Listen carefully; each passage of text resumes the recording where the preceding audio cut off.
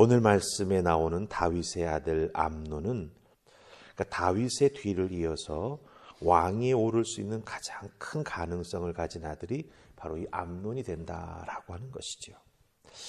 그런데 이 암논이 배다른 왕자죠. 압살롬, 그 압살롬의 누이를 사랑하게 된다. 다말이라고 하는 누이를 사랑하게 됩니다. 참 이 가족 사이에서, 그렇죠? 친척들 사이에서 이런 일이 일어나면 참 여러 가지 상황이 어렵고 힘들게 됩니다. 물론 사람의 감정의 흐름이라고 하는 건 자연스럽습니다. 그런데 그 감정이 흐르는 방향과 그 감정의 흐름이 열매 맺는 방법이 잘못된다면 그것은 치명적인 결과를 가져오게 된다라고 하는 것이죠. 그리고 그 감정의 흐름이 잘못된 방법을 채용하여서 죄가 되어버린다면 그 죄의 결과는 죄를 짓는 그 사람, 당사자뿐만 아니라 그 죄로 인해서 피해를 당하는 사람과 또 주변에 있는 가족과 또 그가 속해 있는 신앙 공동체에도 큰 상처를 남기게 된다라고 하는 것입니다. 마틴 루터, 종교개혁자 마틴 루터는 이런 말을 했습니다. 새가 내 머리 위로 날아가는 것은 내가 막을 수 없다. 그러나 그 새가 내 머리에 둥지를 트는 것은 내가 막을 수 있다. 이런 말을 했습니다. 여러 가지로 적용할 수 있는 말이지요. 이런 사랑의 감정, 어떤 감정이 내게 흐를 때 그것이 죄로 열매 맺는다라고 하는 걸 깨달아 알게 된다면 그것이 내 머릿속에 둥지를 틀지 못하게 막는 그런 지혜로운 성도 믿음의 사람이 되어야 한다라고 하는 것이죠. 근데 오늘 말씀 속에 나오는 암논은 그렇게 하지 못했습니다. 그렇게 하지 못하게 될 때 여러 가지 일들이 일어나게 된다라고 하는 것이지요. 자, 우리 한번 말씀을 통해서 살펴보십시다. 우리 2절 말씀 같이 읽습니다. 2절 같이 읽으면 시작. 그는 처녀이므로 어쩔 수 없는 줄 알고 암논이 그의 누이 다말 때문에 우라로 말미암아 병이 되니라. 아멘. 암논이 다말을 사랑합니다. 이런 마음, 이런 감정, 물론 정상적인 건 아니죠. 그 가족 관계가 이복 남매 관계나 마찬가지이기 때문이죠. 특히 다말을 향한 암논의 사랑이 순수한 사랑이 아니라 정욕과 잘못된 욕망이라고 하는 것이 분명하다라고 하는 것이죠. 본인도 아마 그 한계를 느꼈던 것 같아요. 그래서 그를 사랑하나 어쩔 수 없어 하는 그런 안타까운 모습이 2절에 나오는 것을 보게 됩니다. 근데 여기서 울화로 병이 났다라고 하는 표현이 2절 끝부분에 나오는 걸 우리가 보게 되는데 이 울화라고 하는 말, 이 우라라고 번역된 히브리 단어가 가지고 있는 뜻은 뭐냐면 누르다, 고민하다, 괴로워하다라고 하는 뜻을 가지고 있습니다. 그러니까 그 나름 자기 자신의 그런 사랑하는 감정을 억누르면서 오랫동안 고민하다 보니까 그거로 인해서 깊은 괴로움에 빠지게 되고 그것이 결국은 병으로까지 나타나게 되었다라고 하는 것을 우리가 보게 됩니다. 결국 암논이 다말에 대한 잘못된 감정을 계속해서 마음속에 미련을 두고 있었던 것이죠. 떠나보냈어야 되는데 그것을 붙잡고 있어서는 안 되는데 그것에 대한 미련을 버리지 못하고 계속 끙끙거리고 있는 것을 우리가 여기서 알게 된다라고 하는 것입니다. 자, 바로 이런 상황에 누가 끼어듭니까? 요나답이라고 하는 사람이 끼어듭니다. 오늘 말씀 속에 보면 요나답에 대한 평가가 뭐라고 되어 있습니까? 3절에 나오죠. 간교한 자라 이렇게 말하고 있습니다.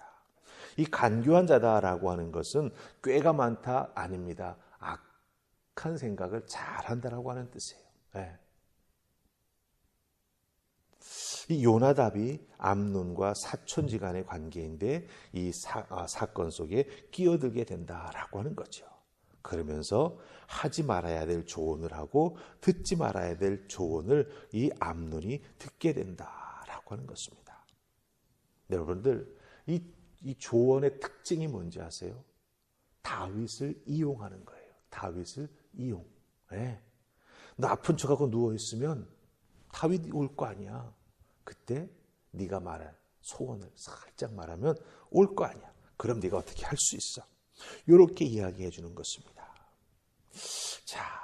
다윗 왕이 아무것도 모르고 여기에서 이용을 당합니다. 이게 참 마음 아픈 거예요. 네. 다윗이 이용당하는데 그 상황을 왜 읽지 못할까라고 하는 것이 안타깝죠.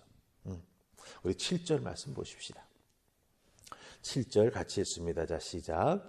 다윗이 사람을 그의 집으로 보내 다말에게 이르되 이제 내 오라버니 암논의 집으로 가서 그를 위하여 음식을 차리라 한지라. 아멘. 예, 암논의 부탁을 다윗이 기꺼이 들어줍니다. 그래서 다말에게 가서 도와주라고 이야기하죠. 잘 보십시다. 다윗, 하나님과 동행한 사람이지 않습니까? 하나님의 뜻에 순종으로 지금까지 살아온 사람입니다. 그런데 이 시점에서 보면은 다윗은 영적으로 굉장히 둔감합니다. 암논이 말하는 말에 그 행간에 담긴 의도를 전혀 읽지 못합니다. 왜 갑자기 배달은 형제인데 그 다말이 와서 자기에게 과자를 만들어 주게 해라. 그렇죠? 척하면 척 아닐까요? 영적으로 엄청 둔감해집니다. 말 속에 담긴 행간의 의도를 전혀 읽어내지 못합니다. 왜 그럴까요? 바로 다윗이 범했던 죄의 결과인 것 같습니다. 비유를 하나 들어볼까요? 여러분들 집에서 가끔 우리가 벽에 뭔가를 걸거나 하기 위해서 못을 망치로 박지요. 그런데 잘못 박을 때가 있어요. 그럼 어떻게 되죠? 다시 뽑아냅니다. 그럼 그 못이 박혔던 자리는 어떻게 되죠? 구멍이 뚫려 있어요. 예, 죄는 벽에 못을 박았다가 뽑아낸 것처럼 그 사람의 신앙과 영혼에 깊은 자국을 남깁니다. 죄를 회개하면 하나님이 용서해 주시는 건 맞습니다. 하지만 그 죄의 영향력으로 인해서 그 사람의 심령과 삶에 상처가 났던 것, 자국이 났던 것들은 쉽게 사라지지 않는다라고 하는 것입니다. 다시 영적으로 충만함을 회복하기까지는 많은 시간과 노력이 필요하게 된다라고 하는 걸 여기서 우리가 알게 됩니다. 그래서 사실은 이 사건으로부터 계속 시작해서 이 엄청난 비극이 다윗의 후반부 그 인생을 찾아오지 않습니까? 여기서 사실은 다윗이 암논을 지혜롭게 처리하지 못해요. 그래서 압살롬이 끼어들게 되고, 그것으로 인해서 다윗의 노년은 참으로 눈물뿐인 노년이 된다라고 하는 것이죠. 그런 것을 보자면 암논이 여기서 어떻고 이런 말보다는 다윗, 이거 우리에게 적용해보면 나라고 하는 사람이 하나님 앞에 얼마나 믿음으로 순전하게 살아야 되는가라고 하는 걸 다시 한번 확인하게 됩니다. 하나님의 사람으로서 영적으로 깨어 있으면서 하나님과 동행하는 믿음의 사람으로 살아가는 것이 참 중요하다. 나의 신앙을 지키는 것이 참 중요하다. 한번 죄로 인해 넘어진 인생 다시 일어날 수 있지만 그 걸어가는 믿음의 보폭을 다시 회복하는 데에는 오랜 시간이 걸릴 수 있다. 그러기에 최선의 것은 무엇입니까? 하나님 앞에 순전한 사람으로 계속 살아가는 것.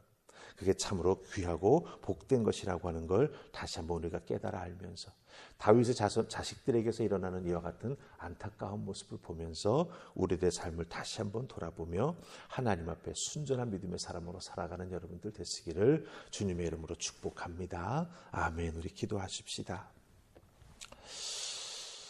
하나님, 오늘 말씀 속에서 다윗의 범죄한 이후에 그의 삶의 안타까운 모습을 보게 됩니다. 분명 아들 암논의 말을 통해서 그 행간을 읽어낼 수 있었을 터인데 오히려 다윗은 이용만 당하게 되는 것을 보게 됩니다. 사람의 악한 마음 어찌 쉽게 읽어낼 수 있겠습니까? 하지만 믿음의 사람, 또 믿음의 부모로서 자녀들의 말과 행동, 또 우리가 기도하고 아끼는 믿음의 사람들의 말과 행동, 은혜로 잘 깨닫고 때로는 믿음으로 이끌어주고 서포트해주고 또한 잘 분별하여 잘못된 길로 가는 것을 막아줄 수 있는 우리가 되어야 함을 다시 한번 깨달아 알게 됩니다. 그러기에 하나님 앞에 늘 순전한 순종의 사람으로 살아갈 수 있도록 주여 도우시고 말씀을 통해서 늘 은혜를 공급받는 그 믿음의 성장을 이루어 나아가는 우리 모두가 되게 하여 주시옵소서.